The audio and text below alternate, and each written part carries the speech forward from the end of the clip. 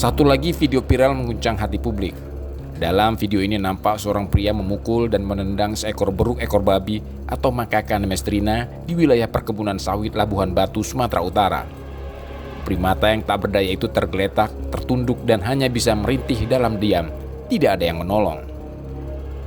Bahkan orang yang merekam video pemukulan ini hanya tertawa senang melihat beruk itu dipukul dan ditendang. Tindakan ini bukan sekedar melanggar nilai kemanusiaan. Ini adalah pelanggaran serius terhadap Undang-Undang Nomor 5 Tahun 1990 tentang konservasi sumber daya alam hayati dan ekosistemnya dan PP Nomor 7 Tahun 1999. Pelaku dapat diancam penjara hingga 5 tahun dan denda hingga 100 juta rupiah. Tak hanya menyulut kemarahan publik, video ini juga menggerakkan ribuan netizen untuk bersuara. Rumah mereka dijadikan perkebunan, lalu mereka disebut hama dan disiksa. Cari orang itu, tolong adili. Bangga pukul beruk, hewan yang liar atau hati kita yang liar. Ada yang mengadukan ke Polda Sumut, ada yang mengutuk dalam doa, bahkan ada yang mengancam aksi balas. Kemarahan rakyat menggema, namun sayangnya penegak hukum masih memilih diam. Dalam video di akun Instagram @audreyofficial, seorang pencinta satwa menyampaikan pesan menohok. Audrey menyampaikan, hal ini bukan masalah monyet, ini masalah adat yang turun-temurun. Ngelihat hewan langsung mau dibacok.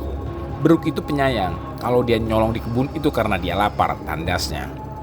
Dalam nada guyonan yang tajam, Audrey menyiratkan pesan, kita semua tinggal pilih, mau hidup damai bersama satwa atau tinggal dalam rasa takut akibat dosa sendiri.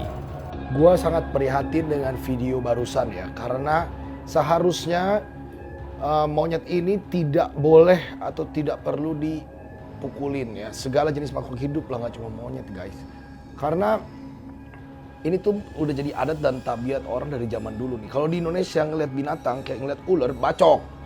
Ngeliat monyet, maling makanan, tonjokin, tangkap. Ngeliat ada anjing, lempar pakai batu gitu kan. Ini tuh adat dan tabiat yang harus diubah guys. Jadi memang manusia kan yang paling pintar, yang paling kuat, yang paling diberikan akal. Tapi bukan berarti kita bisa lakukan makhluk hidup itu semena-mena. Karena sebenarnya sejatinya beruk atau primata itu penyayang semua guys. Gak ada yang suka dendam begitu. Kalau dia di sekitar kalian nyolong makanan atau di kebun sawit nyolong tumbuhan atau kelapa atau apapun itu, artinya mereka lagi kelaparan. Jadi baiklah sama mereka, malah kalian kasih makanan, mungkin mereka akan jauh lebih baik sama kalian gitu. Bukan dengan cara ditonjokin dan dipukulin. Bukan kalau misalkan ada anjing sekitar rumah dilemparin batu.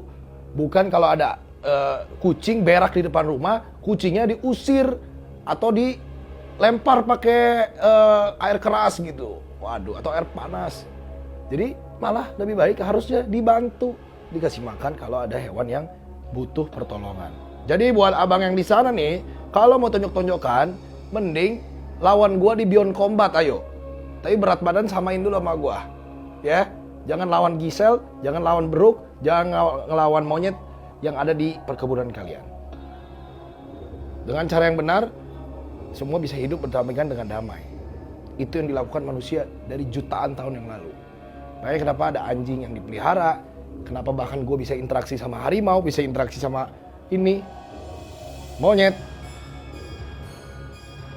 Yang jelas kita hidup di dunia ini bukan sendiri. Kita hidup di dunia ini berdampingan sama segala satwa.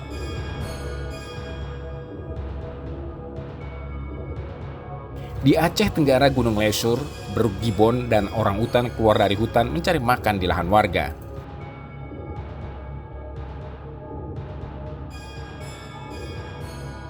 Di Lampung Barat, 5 orang tewas dalam konflik dengan harimau akibat perambahan hutan.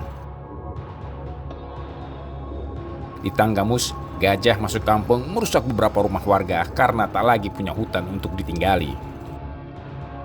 Perlu diingat, satwa-satwa itu tidak berniat menyerang. Mereka hanya ingin hidup. Dalam jurnal Human Wildlife Conflicts and Land Use Change in Tropical Forest, Mahon et al. 2023, dijelaskan bahwa pembukaan lahan secara masif menyebabkan konflik hewan dengan manusia meningkat drastis hingga 70% dalam satu dasawarsa. Ini bukan salahnya hewan, ini salah manusia yang tak pernah cukup lahan, tak pernah cukup ladang, dan tak pernah cukup nafsu. Kita menyebut mereka hama, padahal kitalah pencaplok habitat mereka. Journal of Applied Ecology, Capron et al. Tahun 2021 menegaskan, edukasi komunitas keliling kawasan hutan dan restorasi kanopi hutan cenderung menurunkan konflik hewan dengan manusia hingga 60% dalam 3 tahun. Mitigasi bisa dimulai dengan membatasi pembukaan lahan baru, edukasi lingkungan di komunitas perkebunan, menyediakan pangan buatan bagi hewan di musim kering, dan pemetaan zona konflik oleh Pemda dan BKSDA.